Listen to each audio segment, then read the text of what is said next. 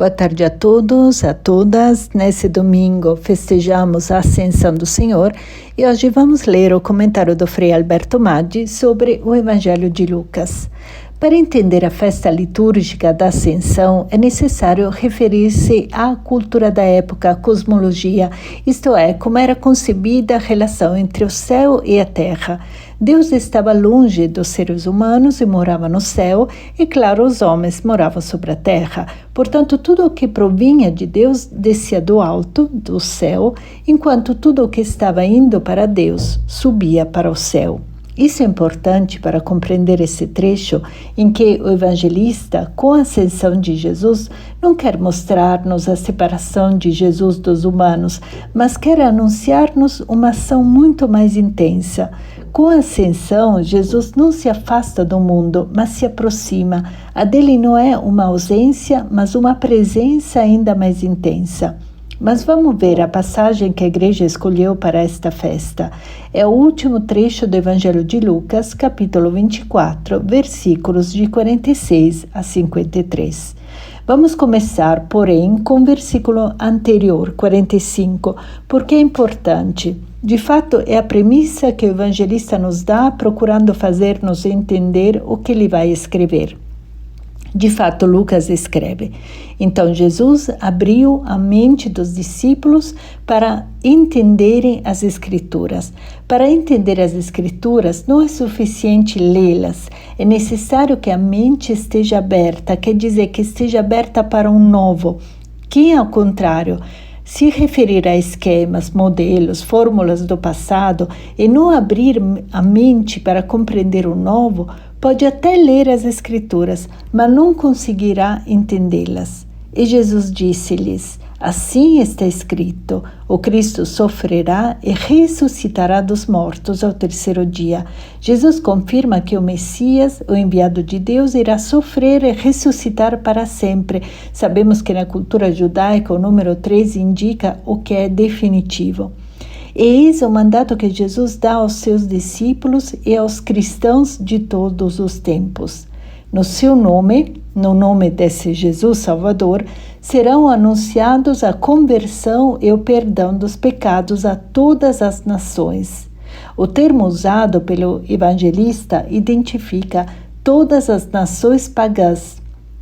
Portanto, a mensagem de Jesus não é reservada a um povo, mas destina-se a toda a humanidade, porque é o cumprimento do desígnio de amor de Deus para com a sua criação. Serão anunciados a conversão, isto é, uma mudança de mentalidade que leva a uma mudança no comportamento. A conversão no Evangelho tem esse significado. Se até agora você viveu para você, agora dirija a sua vida para o bem dos outros.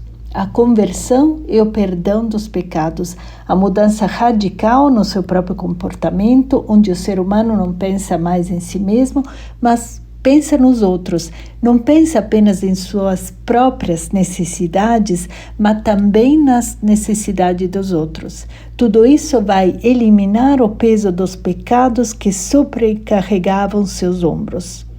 E Jesus acrescenta: começando por Jerusalém. O que Jesus está afirmando é sensacional, porque era em Jerusalém, no templo, que, através de sacrifícios, oferendas e rituais, se concedia o perdão dos pecados.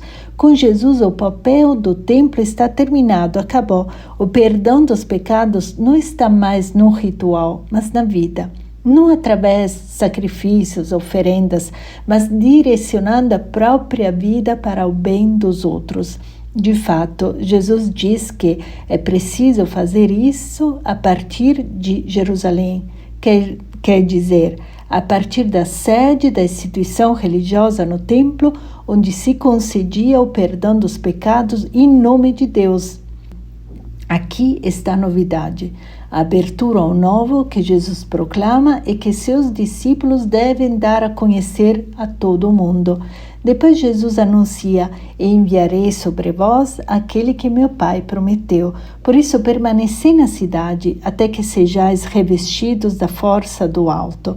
Jesus anuncia a vinda do Espírito Santo e Lucas faz coincidir o dia da chegada desse Espírito com o dia em que a comunidade judaica celebrava o dom da lei dada por Deus a Moisés no Monte Sinai, precisamente no dia de Pentecostes. No lugar e no tempo onde a comunidade judaica comemorava e agradecia pela lei, desce sobre a comunidade o Espírito, isto é, o amor de Deus. É a nova orientação da comunidade. A relação com Deus agora vai ser diferente.